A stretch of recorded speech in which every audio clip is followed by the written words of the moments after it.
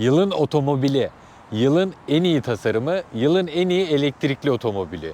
Bu 3 ödülün de sahibi. Kim bu baba yiğit? Hyundai'nin elektrikli modeller için oluşturmuş olduğu alt markası Ioniq. Ioniq'in Model 5'i. Bugün bu baba yiğitle birlikteyiz.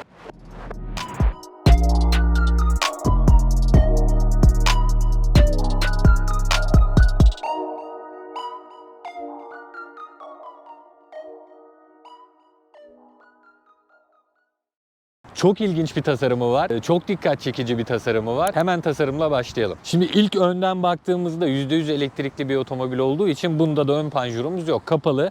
Bu siyah alanda tamamen sensörlerimiz var. Farları çok dikkat çekici. Lego tasarımı deniliyor buna. Yani bunlar şey yapmış. Hani biz geleceğe atıfta bulunuyoruz. Geleceğin arabasını yapıyoruz ama aynı zamanda İşin bir esprisi olsun, arabaya bir retroluk katalım. Far tasarımlarını tamamen böyle sanki 80'lerden kalma gibi öyle bir far tasarımı yapmışlar.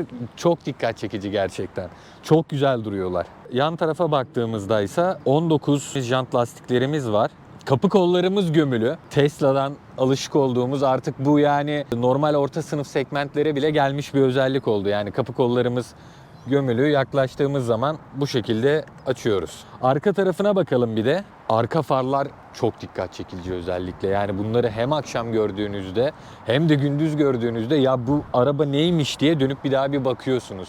Ve Hyundai olduğunu gördüğünde inanamıyorsunuz. Şimdi içine oturduğumuzda yani böyle ilk izlenim olarak premium bir hava edası veriyor size. Yani tablet ekranları olsun, işte iki kollu direksiyonu olsun, bu sade ama şık olan tasarımı olsun, böyle bir premium havası veriyor size.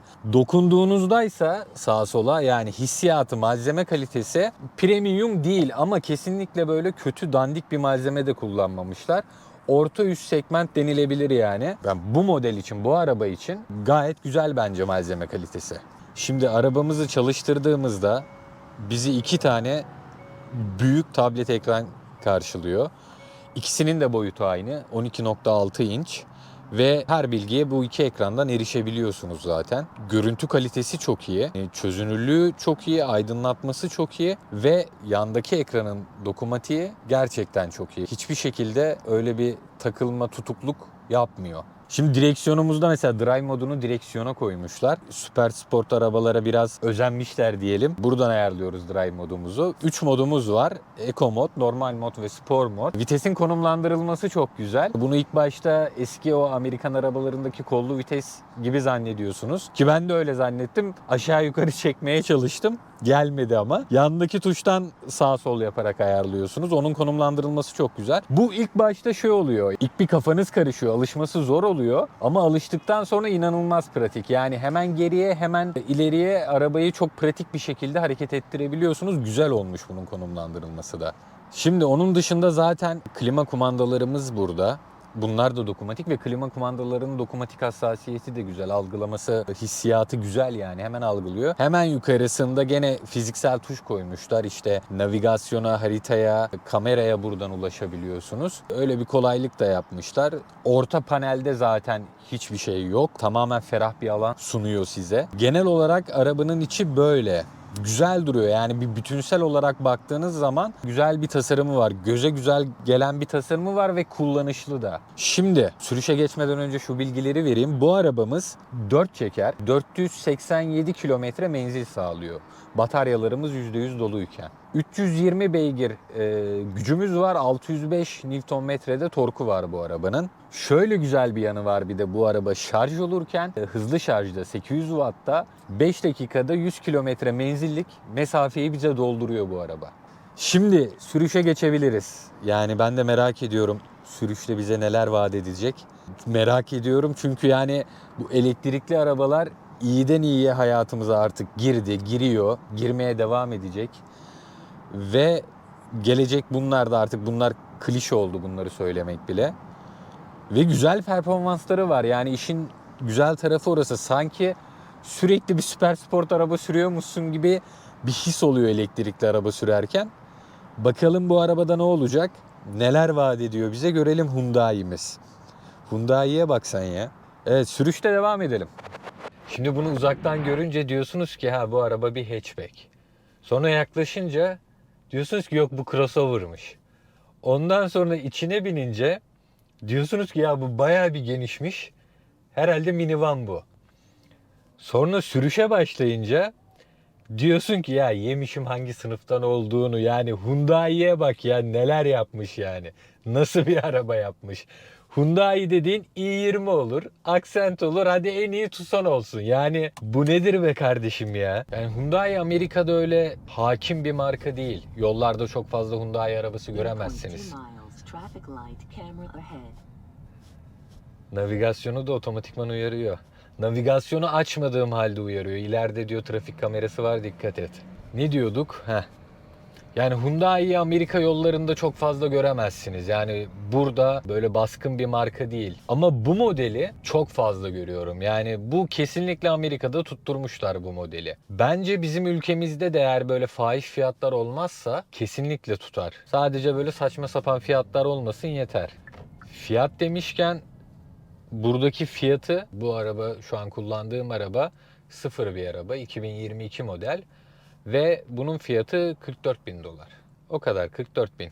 Şimdi süspansiyonlarından bahsetmek istiyorum. Bir kere koltuğu çok rahatsız. Yani bu koltuğun sünger kalitesi beğenmedim. Böyle çok çok sert bir süngeri var ve hiç konforlu hissetmiyorsun otururken. Ama süspansiyonları arabanın güzel. Yani böyle bir tezatlık var. Yani öyle tümsekleri, kasisleri vesaire çok fazla hissettirmiyor. Ama dediğim gibi yani arabanın koltuğu bir rahatsız ya. Çok konforlu değil. Beğenmedim koltuğunu. Güzel bir yalıtımı var. İyi bir noktası, güzel bir yalıtımı var. Zaten hiçbir şekilde motor sesi vesaire olmadığı için ufaktan bir gelen elektrik motorunun sesi var ki ona da çok kulak kesmeniz gerekiyor duymanız için. Bu arabanın 2 çeker versiyonları da var, arkadan itiş.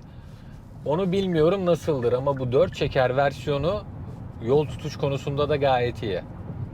Ya arabanın ivmelenmesi çok güzel. Yani müthiş ivmeleniyor. Ya tamam hani bütün elektriklilerde neredeyse bu durum böyle ama bununki bir değişik, bir acayip ya.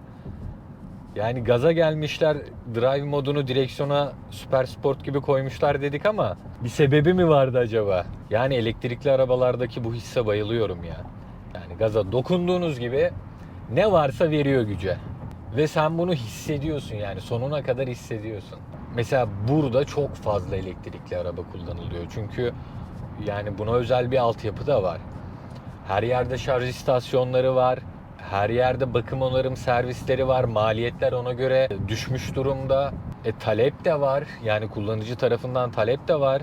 Yani peynir ekmek gibi yollarda Tesla var. İşte bunun gibi farklı markaların, Toyota'nın, Honda'nın, Ford'un, yani yüzlerce araba çeşidi var elektrikli. Bir de tabii bu San Francisco insanında şey kafası var. Yani işte Silikon Vadisi burada, teknolojinin başkenti burası. Hani dünyada bir inovasyon yapılıyorsa ilk olarak San Francisco'da yapılır. İlk olarak burada denenir. Ve burada hayata geçer. Buradan bütün dünyaya yayılır. Buranın insanı da bu düşünce yapısını benimsediği için yeniliklere çok açıklar. Hani elektrikli araba bizim için hala böyle tam olarak alışılmadık geliyor ama buradaki adamlar yalayıp yutmuş çoktan.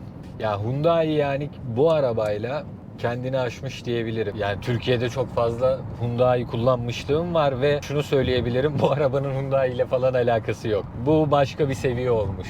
Çıkarmışlar, çıtayı yükseltmişler. Yani böyle tasarımı böyle hantal duruyor. Hiç beklemezsin böyle bir performans. Ama araba güzel kaçıyor. Bu arada 0-100 hızlanması fabrika verilerine göre 5.2 saniye.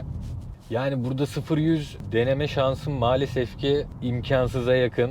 Eğer yakalarsam bir gün öyle bir yol kesinlikle deneyeceğim. Çünkü burada hız sınırlarını fazla aştığınız zaman, yani veya işte bu tarz hareketler yaptığınız zaman ve olur da polise denk geldiniz, yani olay cinayetten yargılanmaya kadar gidiyor. Yani buranın yasaları hiç öyle affı yok. Yani hız yaptın, cinayetten yargılanıyorsun. Çünkü başkalarının hayatını tehlikeye attığından dolayı. Yani burada öyle bir yasalar var ki, öyle bir memleket ki hem bir anda her şeyin özgürlüğünü yaşayabiliyorsun, hem bir anda işte araban park cezası yedi diye mahkemeye çıkıyorsun. Evet, benden şimdilik bu kadar. Haftaya tekrar görüşeceğiz.